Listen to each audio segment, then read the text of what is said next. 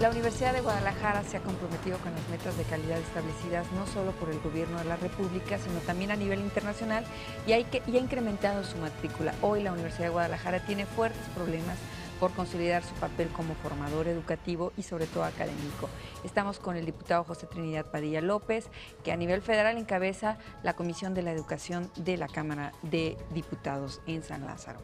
A ver, ¿no es esto que los gobiernos federales le están dando poca importancia a la educación y lo ven como un artículo el cual se puede recortar presupuesto, mientras en los países del primer mundo la educación es uno de sus indicadores de calidad de vida? Sí, mira, no es exactamente que recorten el presupuesto, más bien... ¿No es prioridad? El presupuesto ha sido insuficiente. Probablemente esté entre una de las principales prioridades, pero no es de las de más importancia. Eso es seguro. Pero le publicitan muchísimo seguridad, sí, publicitan muchísimo cuestiones de salud. Por razón, porque por desgracia, Cecilia, siempre que se está definiendo el presupuesto federal de egresos, lo urgente se convierte en lo importante. Esto es, se convierte en lo importante por razones de coyuntura. El tema de la seguridad pública, el tema, en fin... Ahora, muchos de los problemas que tenemos actualmente, si consultaran a los científicos y a los académicos, tendrían solución. Sí, pero más bien déjame ponértelo de esta otra manera, porque es un ejemplo que yo a veces uso mucho cuando platico con ciudadanos. Pongo como ejemplo el caso más extremo, o uno de los casos más extremos que yo conozco, que es el de Japón. Japón es un país que después de la Segunda Guerra Mundial, hace apenas 60 años, poco más de 60 años, es un país que quedó devastado, un país con un territorio que es de la mitad de nuestro territorio. Y la mitad de riqueza. Que no tiene petróleo, no tiene minerales, no tiene grandes riquezas naturales, tiene litorales, eso sí. Japón es un país más poblado que México, teniendo la mitad del territorio de México. Es mucho más poblado que México, y es un país que cuando terminó la guerra no tenía infraestructura casi de nada. Esto es carreteras, fábricas, industria. Es el único país al que le han echado 2 bombas atómicas en su territorio. Arrojaron 2 bombas atómicas con todas las secuelas que tuvo durante generaciones, la radiactividad y, en fin, en el tema de la salud pública. ¿Qué fue lo primero que hizo Japón después de eso? Y otro tanto hizo Alemania, que eso fue otro de los países. Educación. Reconstruyó todo su sistema educativo, estableció prioridades y sobre todo desarrolló no solamente el nivel básico de la educación, sino el nivel superior, que es esencial, es estratégico para el desarrollo de cualquier país. Desarrolló los sistemas de educación superior y sobre todo el desarrollo del conocimiento nuevo, de la innovación y las aplicaciones de la ciencia para la tecnología. Porque eso le trajo beneficios económicos posteriores, claros. Por supuesto. Japón es hoy una de las 5 economías más importantes del mundo.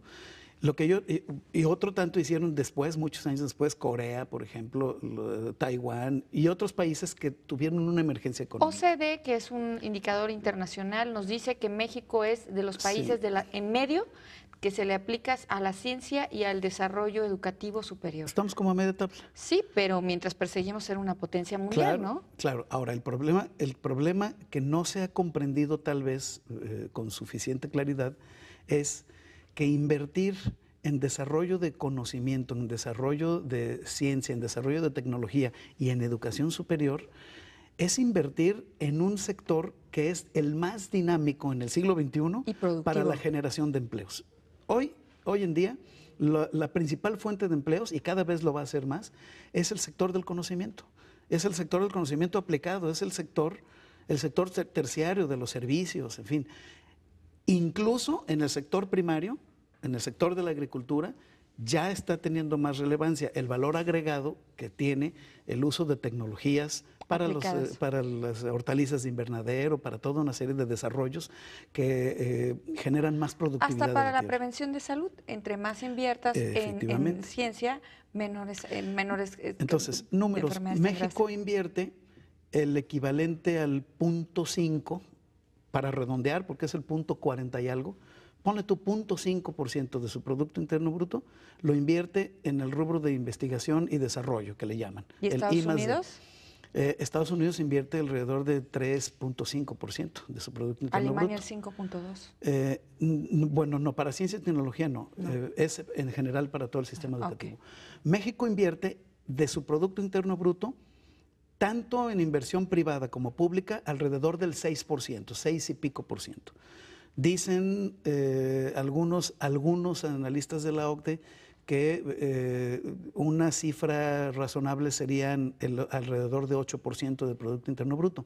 Sin embargo, vamos a dejar de lado si es mucho o es poco, ponerle el 6 o el 7% del Producto Interno Bruto. Un tema esencial es la eficacia y la eficiencia con la que se invierten los recursos en educación. O sea, no es que sea poco lo que se invierte en educación en México, hace falta más.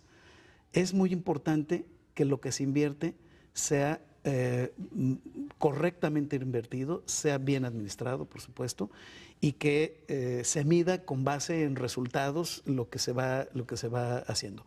Por eso es ese tema, lo quise tocar, porque tiene que ver con el litigio que hay ahorita de las universidades públicas. Exacto. Que se han sujetado, han entrado de lleno en la cultura de la evaluación, de la rendición de cuentas, de la evaluación con parámetros de rendimiento, en donde se demuestra cuáles son sus avances, cómo han estado contribuyendo realmente al desarrollo de la investigación, a la educación, etcétera, a la formación de profesionistas, de cuadros técnicos.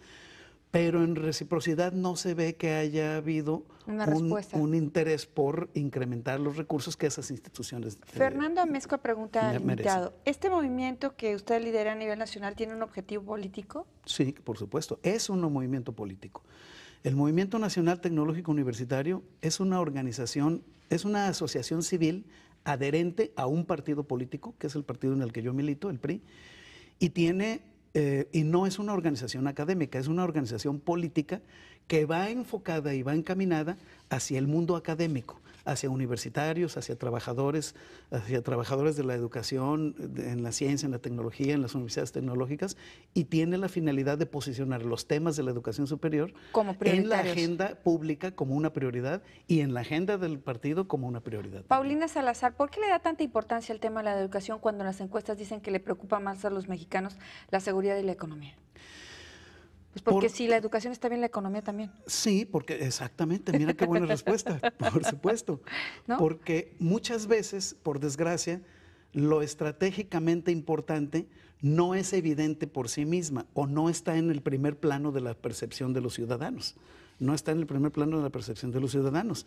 Entonces, una cosa es lo que los ciudadanos perciben como lo más urgente, que por supuesto se convierte en lo más importante al ser lo más urgente en ese momento, pero es necesario que desde un ejercicio de Estado, un ejercicio de dirección y de conducción de la sociedad, se tomen medidas para desarrollar aquello que es estratégicamente importante, aunque no sea evidente para los ciudadanos que eso es tan importante. Claro, esa es la función del Estado, desde luego. Así es.